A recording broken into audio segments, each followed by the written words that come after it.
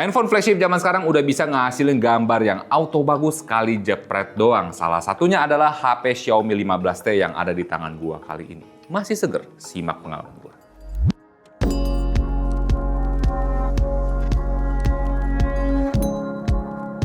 Welcome to ST Media dengan gua Skavito, dan seperti di opening gua mau sharing sedikit penggunaan handphone yang masih seger, yaitu Xiaomi 15T. Yes, ini adalah versi standarnya. Spesifiknya di sini gua bakal ceritain pengalaman gua saat dipakai untuk foto di Sumba kemarin. Ya, gue berharap banget harusnya dengan video yang cukup singkat ini kalian bisa dapat gambaran betapa bagusnya handphone flagship sekarang buat ngambil gambar yang instan, sekali jepret shutter aja kita gue bilang itu bisa langsung bagus, dan salah satunya di Xiaomi 15T yang versi standarnya ini. Gue ingetin lagi, di video ini gue cuma bahas perihal kameranya, spesifiknya ini di perihal workflow foto. Jadi kalau misalnya kalian expect gue buat bahas spek, ya mohon maaf, gue tidak bahas. Kalian bisa stay tune aja di channel nyantai dan bisa skip aja video ini kalau kalian ngarepin speknya. Oke, tapi sebelumnya gue pengen ngucapin terima kasih dulu, pengen shout out ke Xiaomi Indonesia karena udah ngasih gue kesempatan buat ikut trip ke Sumba kemarin bareng temen-temen yang lain gitu ya, buat nyobain si Xiaomi 15T ini. Dan udah ngasih experience juga yang pertama kali ke tempat tersebut, dan itu benar-benar berkesan sekali. Sama gue juga mau ngucapin terima kasih ke Nyantai, Kaldi, sama Gary karena udah ngasih kesempatan buat ngewakili mereka hadir di acara Xiaomi tersebut. Ya karena yang diundang itu sebenarnya Nyantai, bukan ST Media. Karena mereka berhalangan hadir, mereka pergi ke Thailand buat beli iPhone, jadinya gue mewakilkan buat ke Sumba bareng Xiaomi. Dan ya udahlah, nggak usah lama-lama, ikuzo kita bahas HP-nya. Jadi Xiaomi 15T ini baru launching global kemarin, kalau memang videonya naik hari ini. Kalau tidak hari ini naik, berarti kemarin lusa naiknya gitu ya, maaf. Dan di 15T ini Xiaomi menyediakan dua versi. Yang pertama yang standar yang gue pegang sekarang, dan juga yang Pro. Buat harga MSRP luarnya, harga launchingnya, ini ada di wallpaper ini, silahkan kalian konversin sendiri. Ini start dari sini, yang Pro-nya juga nanti silahkan dimasukin aja. Bedanya memang apa bang antara yang standar dan juga yang Pro? Di sini kalau perihal kameranya aja, gua nggak ngerti spek-spek yang lain. Ini cuma kameranya doang. Kalau di Pro itu punya telefotonya di 5 kali di focalink 115 mm di f.3. Sedangkan kalau di versi standar yang gue pegang sekarang ini, telefotonya itu cuma di 2 kali aja di focalink 46 mm dengan f-nya itu di 1.9. Buat sensor yang dipakai di Xiaomi 15T dan juga 15T yang Pro, untuk main cam-nya dan telefotonya itu ada di 50 megapiksel. Dan dia punya satu mode lagi buat lensa wide-nya di 15 mm, tapi resolusinya cuma di 12 megapiksel aja. Dan jujur aja, waktu kemarin gue nge-trip, gue itu ngiri banget sama temen-temen media dan influencer yang lain ketika pakai yang Xiaomi 15T yang Pro. Karena tadi telefotonya itu ngandel banget buat ngambil gambar, yang dimana jelas mantep untuk ngambil momen dari jarak yang jauh atau di jarak yang sama dengan gua lakuin saat ngambil gambarnya itu, tapi mereka bisa lebih depth-nya tuh lebih oke, framingnya lebih oke, dan juga perspektifnya lebih mantap dibandingin gue pakai yang standarnya doang. Bukan berarti yang versi standarnya ini jelek ya, tidak. Tetap bagus hasilnya, gue bisa ngasilin gambar yang mantap juga. Tapi ya, tadi dari yang udah gue rasain, memang harus lebih effort aja dibandingin sama temen-temen yang pakai versi Pro dari 15T ini. Nah, waktu kemarin gue nge-trip ke Sumba itu ada beberapa spot di hari yang berbeda. Gue juga lupa nama dan tempatnya. Tapi gue sempet bikin POV di sana pakai Insta360 Go Ultra. Ya maaf kalau tidak proper karena gue tempel di dada dan sendirian juga agak susah gitu kan. Tapi nanti tolong dimasukin aja di B-rollnya, di spot-spotnya, nama-namanya ntar gue kasih. Dan sebelum gue lanjut lagi buat bahas HP-nya, gue pengen cerita sedikit aja pengalaman gue di salah satu spot di Sumba di sana gitu ya, yang dimana kalian harus precaution aja. Dan gue bukan mendiskreditkan tempatnya, gue ingetin, gue cuma reminder aja, dan gue mewajarkan juga karena di sana itu tempat wisata. Yang dimana ada beberapa anak-anaknya ini suka mintain duit. Enggak dipalak, bang bagi duit bang, enggak begitu gitu ya. Tapi ya ada aja caranya dan tidak perlu gua detailin. Cuma kalau misalnya kalian mau kasih, ya silakan kasih. Tapi baik lagi, itu anak-anak tuh sekampung tuh rame. Kalau lu ngasih satu, itu semuanya mesti lo kasih. Kalau nggak lo kasih, either mereka berantem, either ntar lu nya diomelin gitu sama orang warga lokalnya. Ini kenapa nggak dikasih? Takutnya kan seperti itu. Jadi ya bukan wajar sih ya, gue perlu ingetin aja ke kalian. Sebenarnya gue juga udah di-warn sama rekan trip yang lain yang udah pernah ke Sumba soal ini, jadi ya nggak ada salahnya juga gue sampaikan ke kalian, barangkali kalian mau ke sana nantinya, dan mungkin barangkali mengalami hal yang sama yang kayak gue rasain. Tapi di luar itu, Sumba itu indah, warga di sana itu bener-bener ramah banget, mau anak kecilnya, mau bapak-bapaknya, atau tante-tantenya yang lain di sana tuh bener-bener ramah. Asli kalau gue dapet kesempatan lagi atau SM Media nanti kreatur ada lagi ke Sumba, gue pengen banget ke sana. The best Sumba pokoknya. Dan ya, mari kita lanjut lagi bahas soal HP-nya. Oke, kayak yang tadi gue udah bilang, di versi standarnya ini memang punya limitasi perihal telefotonya yang dimana gue cuma bisa bermain maksimal di 2 kalinya di focal length 46 mm-nya.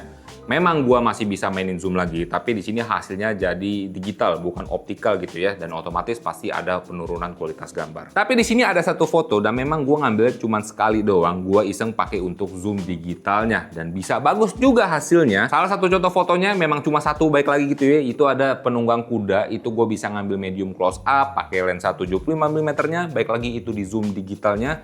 Jadi 2 kali gua coba zoom lagi di 75 mm, itu hasilnya masih oke gitu loh menurut gua. Yang dimana kalian bisa lihat juga untuk bokehnya, untuk shadownya, dan juga untuk garis cahayanya yang ada di kulitnya dia itu masih oke banget, dan itu salah satu jadi gambar favorit gua. Tapi ya gue bisa bilang itu sebenarnya hoki aja. Gue tetap tidak merekomendasikannya kalau kalian mau selalu di segala kondisi itu pakai zoom digitalnya kalau memang kalian berminat untuk minang si Xiaomi 15T yang standar ini, karena tadi ada penurunan kualitas gambar. Yang jadinya ketika gue pakai Xiaomi 15T yang versi standarnya ini harus beberapa kali izin sama temen-temen yang lain dan juga orang yang pengen gue foto untuk ngambil gambar lebih close up. Gue agak nombok sedikit gitu ya biar gue bisa dapetin gambar close up atau medium close up yang gue mau, dan hasilnya bisa auto cakep ya. Lo silakan lihat aja buat foto-fotonya. Mungkin timbul di pertanyaan kalian kenapa gue masih bisa menghasilkan gambar yang bagus meskipun cuma pakai versi standarnya ini dan tidak pakai versi Pro-nya, tidak pakai telefotonya di 5 kalinya.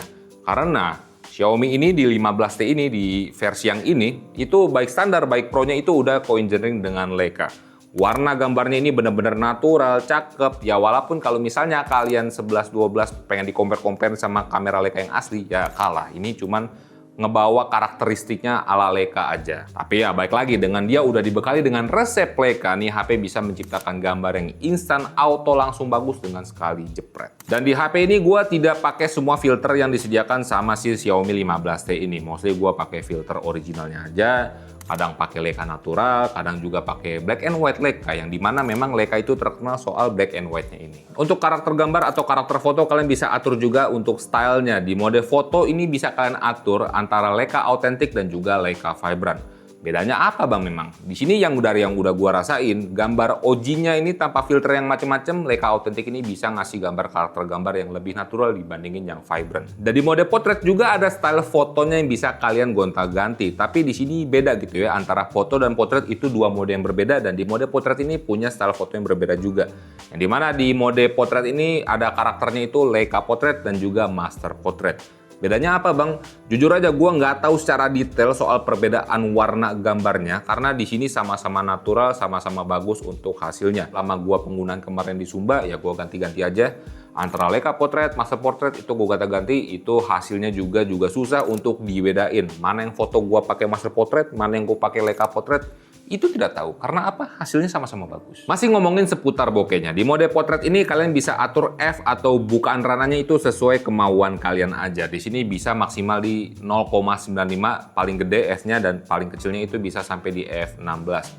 Memang dengan angka 0,95 itu terlihat nagih sekali, tapi sedikit tips dari gua, kalian jangan pakai F yang terlalu besar. Karena kalau gambar yang kalian ambil itu tidak suitable dengan F yang kalian pakai, bokehnya di sini akan terlihat processing banget. Itu terlihat ya kayak lu pakai Photoshop lu terus maskingnya nggak rapi gitu ya. Jadinya tidak natural. Lah terus pakai F berapa bang yang pas? Tergantung kondisi, itu harus trial error aja. Karena baik lagi kalau soal bokeh ini ya sesuai selera kalian masing-masing aja. Tapi tips dari gua jangan selalu pakai bukaan yang terlalu besar supaya hasilnya bisa natural. Oh ya, gua hampir kelupaan soal lensa wide-nya. Di sini kan dia punya gitu ya lensa wide. Tadi cuma gue bilang dia resolusinya cuma di 12 megapiksel aja, dan dari yang gua udah cobain tetap masih bisa ngasilin gambar yang appealing tapi agak tricky di sini. Gua ada contoh gambar saat ngambil bapak-bapak yang lagi nyari keong, gua coba ngambil pakai wide-nya, dan setelah gua ambil bisa kelihatan di bagian rumput sebelah kiri itu yang kesorot matahari warnanya itu jadi berantakan, jadi merah gitu.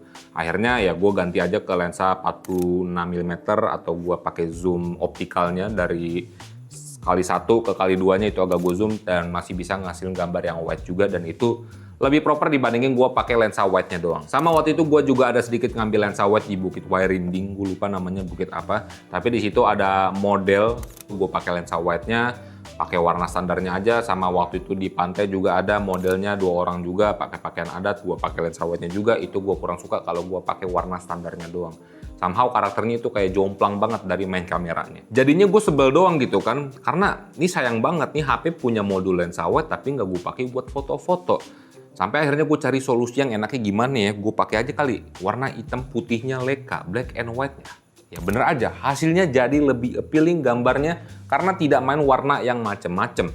Maksud gua tadi, baik lagi, lu punya lensa wide di HP ini, tapi lo anggurin doang, cuma gara-gara tadi buat resolusinya, beda sama main cam-nya gitu kan, jadinya gambarnya kurang. Sayang banget gitu loh, lo udah beli, ada lensa wide, kagak lo pakai buat foto-foto, ya harus dimaksimalin lah. Di Xiaomi 15T dan juga di versi Pro-nya juga ada mode Pro yang bisa kalian untuk gunakan. Kalau kalian mau atur settingan secara manual dalam ngambil fotonya, bisa juga kalian buat ambil foto RAW-nya kalau kalian mau tuning lebih enak lagi di post processing-nya. Dan di sini kalian juga bisa nambahin dan juga simpen preset settingan yang kalian ingin gunakan. Jadinya kalau kalian butuh, kalian bisa maksimalin aja fitur Pro dari kamera Xiaomi 15T ini. Tapi baik lagi, kalau gua sendiri, gua jarang pakai karena gua harus kejar momen, dan menurut gua ketika gua pakai HP seperti ini, HP flagship seperti ini yang enak buat foto, gua lebih suka yang instan-instan aja. Gua nggak perlu mikirin settingan yang segala macem yang bikin ribet. Dan dari experience yang gua udah cobain gitu ya saat pakai Xiaomi 15T ini,